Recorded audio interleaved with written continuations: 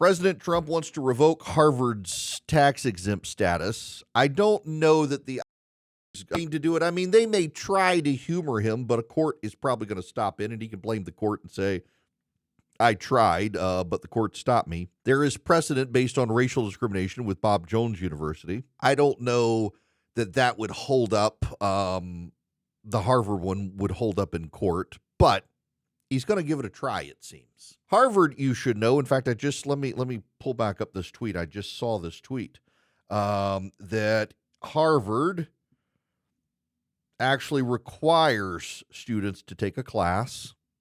Let me read for you this from Joe Lonsdale. The required class at Harvard teaches the myth of meritocracy and that opposing affirmative action or reverse racism is white supremacy. That's a class that is required for Harvard students to take, and I bet few of the conservative students are willing to speak up and challenge the premise. They just want to get through the class. You know, I mean, let's be real honest here. This is the thing that happens. It happens pretty universally, is that you're required to go through these stupid woke training sessions at your corporation or your campus, and you just grin and bear it. You go through the diversity training nonsense. Nobody really believes it. I remember mine in law school that I was required to go through where you had to put a label. A label was assigned on your back. And based on that label on people's backs, you would go up to them and you would treat them in some way based on the label. And you had to guess what the label was on your back.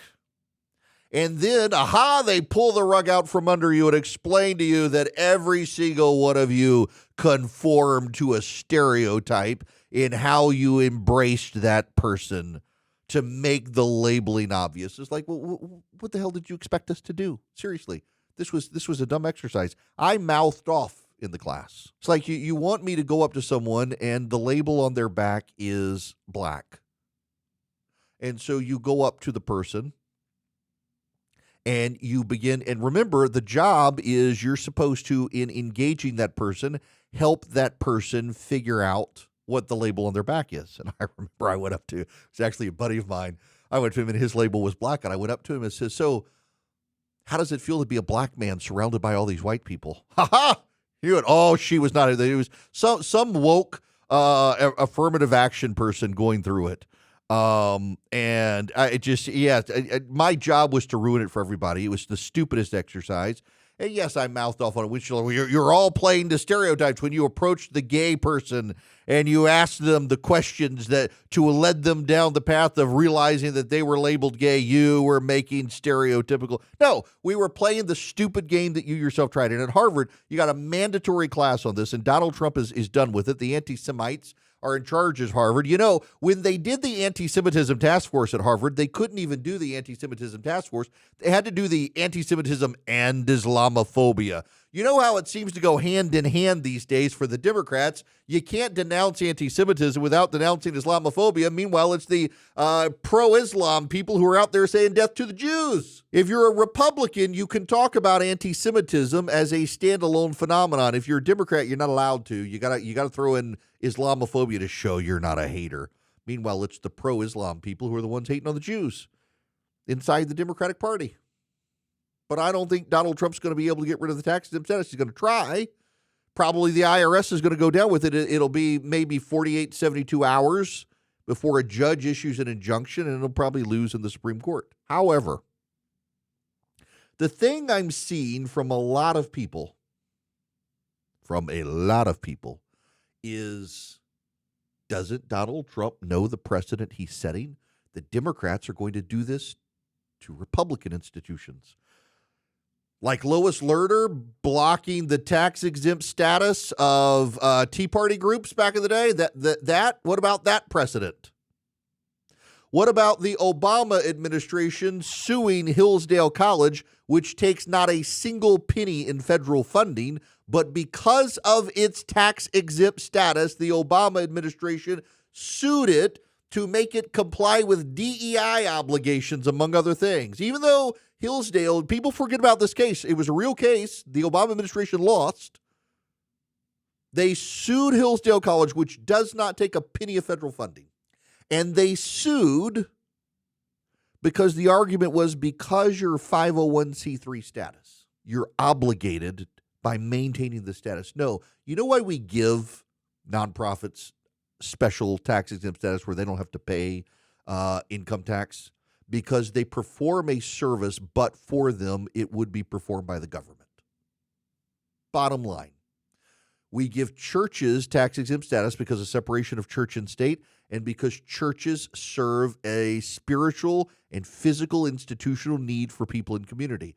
People who go to church tend to live longer. They tend to suffer from less depression. They have better health outcomes. People who go to church, every study that's done shows, have better outcomes in life. They provide family stability. They tend to run food banks, and they take care of the poor, so the government doesn't have to. They run the adoption agencies. They run the foster programs, educational institutions. They educate Americans, so the government doesn't have to. So we give them tax-exempt status because they're performing a role that would otherwise be performed by the government. So we allow them to not have to pay taxes on the revenue that comes from their nonprofit. It has nothing to do with some sort of benefit from the government. These organizations exist to provide a benefit to the government by allowing the government to not have to do as much. But spare me the precedent being set by Donald Trump. I have long said Donald Trump takes the precedent set by the left and maximizes their reach. The ratchet tightens one way. If the Democrats want to stop, they can stop it, but they don't want to stop it. The Democrats want to use it too. Is the president going further than Democrats? Yes, but don't tell me he's not using the precedent. For God's sakes, Barack Obama sued the Little Sisters of the Poor to make them pay for abortions. They were a nonprofit institution of nuns, and he decided they needed to pay for abortions. I remember being in the green room when this thing happened. I was at CNN. I was in the green room with Paul Begala. And it was, what's her name? Kathleen Sebelius, who was a lapsed Catholic. And when the word came out that the Obama administration was suing nuns to make them pay for abortions, Paul Begala in the green room at CNN said, "This is going to end badly." And then he said, "Hell hath no fury like a lapsed Catholic." I don't think Paul would mind me saying that. He's largely said that as well, that going after Little Sisters of the Poor was not a good look for the Obama administration. And it wasn't. But it was a precedent the Obama administration set. It was a precedent that the Obama administration amplified. It was a precedent that the Obama administration moved forward with. They went after Hillsdale College. They went after the Little Sisters of the Poor. They tried to get small businesses and independent faith-based organizations, Hobby Lobby, Conestoga Wagon, and others to pay for abortion. They targeted tax groups, the Tea Party groups, conservative groups. They went after conservative groups. They tried to deny them tax-exempt status. They did all these things. These are all precedents set by the Obama administration. And Democrats are like, I had no idea. You weren't paying attention because you either agree with it or you didn't care. You believed in the virtues of the Democratic administration, and you didn't want to abide any criticism of it at the time. And guess what? Barack Obama set a lot of the precedents that Donald Trump is using right now, including the massive amount of executive orders being done by Donald Trump. He's bypassed the precedents of Joe Biden, who was too out of touch, out to lunch, and old to be able to do much. But Barack Obama was very aggressive with his executive power. The courts reined in Barack Obama, and I think the courts are going to rein in Donald Trump as well. But he's just using the precedents that Barack Obama set. And all these Democrats are like, oh, you're going to rue the day. You're going to rue the day. No, we already rued the day. Barack Obama did it. Joe Biden himself, I got to say, did a lot of stuff. Not as much as Obama, but Joe Biden targeted conservatives. Joe Biden targeted conservative groups. Joe Biden targeted conservative constituencies with the IRS, with the State Department. Look at the censorious nature of the State Department. You know, Marco Rubio at the cabinet meeting the other day said they've uncovered the documentation from inside the State Department where the State Department was labeling certain American citizens as arrays of disinformation. The Biden administration itself tried to censor conservatives and Americans that Joe Biden didn't like in the name of protecting Americans from disinformation and misinformation. Joe Biden did that.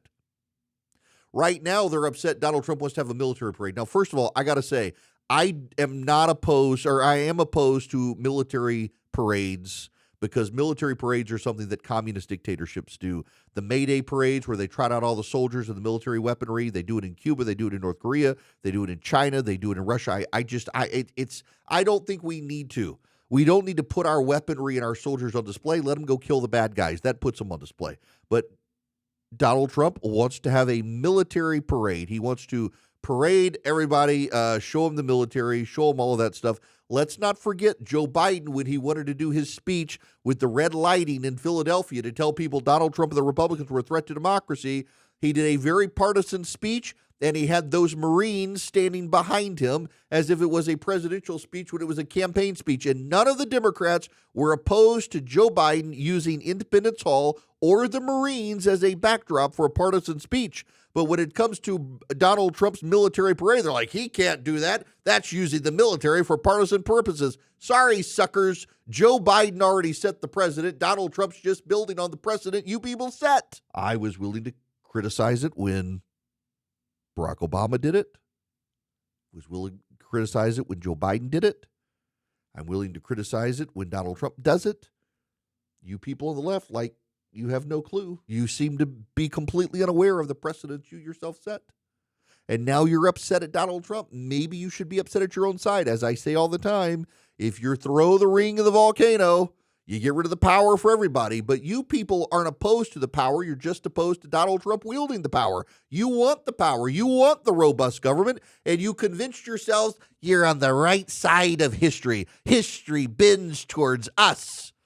Well, history bent towards Donald Trump, and now he's got all the power you are acquiring and collecting for yourself, and you're screaming uncle, and there's no one there to help you. The ratchet always tightens, and you were perfectly happy to tighten the ratchet against conservatives, against your political enemies, against the Christians, against the nonprofits you didn't like, against the Christian and conservative institutions. You did it repeatedly, and you decided that history was in your direction. You were a permanent political majority. The Republicans would never win again. Donald Trump was a Russia fluke in 2016. He'd never win again. Guess what? Not only did he win, he won the popular vote. And now he's got all the power you acquired for yourself and never thought you'd have to get rid of, and he gets to use it against you. You should have gotten rid of the power. You should have. And you decided you didn't want to because you were arrogant. And even now you're like, I can't believe Trump would do this. You did it to the other side, and you have no clue you did it to the other side, or you've conveniently forgotten it. All he's doing is using the precedents you people set.